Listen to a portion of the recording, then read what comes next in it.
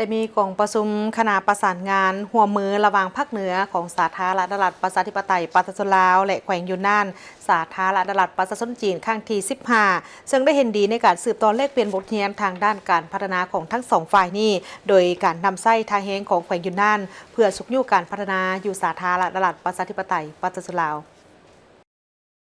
กองประชุมคณะประสานงานหัวมือระหว่างภาคเหนือสาธารณรัฐประชาธิปไตยประชาชนลาวกับแขวงยูนนานสาธารณรัฐประชาชนจีนครั้งที่15จัดขึ้นในวันที่24พฤศจิกายน2025ที่นครหลวงเวียงจันทน์โดยการเป็นประธานร่วมฝ่ายลาวนับโดยท่านนางแสงเดือนไสยศรรองประธานผู้ประจำการคณะกรรมการหัวมือลาวจีนและฝ่ายจีนนับโดยท่านหูตาเพิงกรรมการประจำภาคแขวงเลขาคณะกรรมการการเมืองและกฎหมายแขวงยูนนานกองประชุมจัดขึ้นภายใต้หัวข้อลงเลิกก่อสร้างแล้วเศรษฐกิจเรียบตามเส้นทางรถไฟ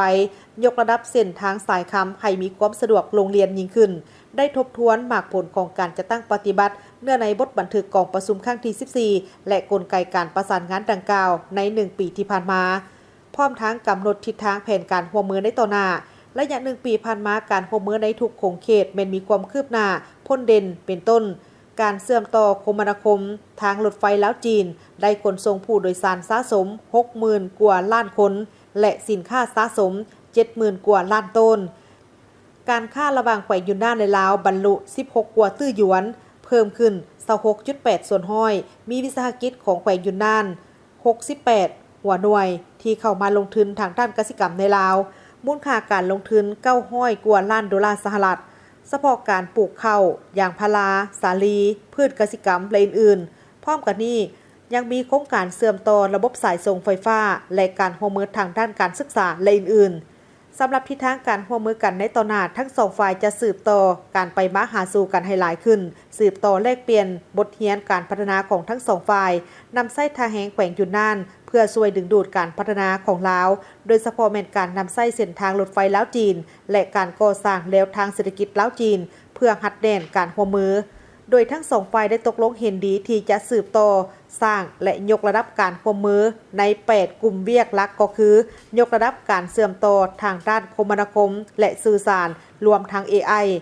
ขยายการค้าการเงินการปลูกพืชทดแทนและล้มเลิกการร่วมมือทางด้านกสิกรรมป่าไม้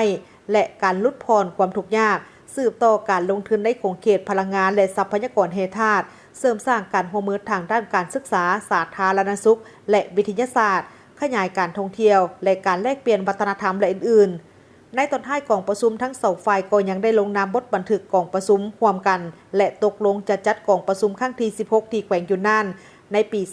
2026ภายหลังที่สำเร็จกองประชุมแล้วคณะผู้แทนกองประชุมก็ได้เข้าเยี่ยมคณะท่านเฉลิมไซกรมสิทธิ์รองนายกรัฐมนตรีประธานคณะกรรมการร่วมมือลาวจีนเพื่อรับฟังทิศชี้นำของการร่วมมือกันในต่อหน้าเพื่อให้การร่วมมือของทั้งสองฝ่ายนับปีการพัฒนาและขยายตัวอย่างแข็งแรง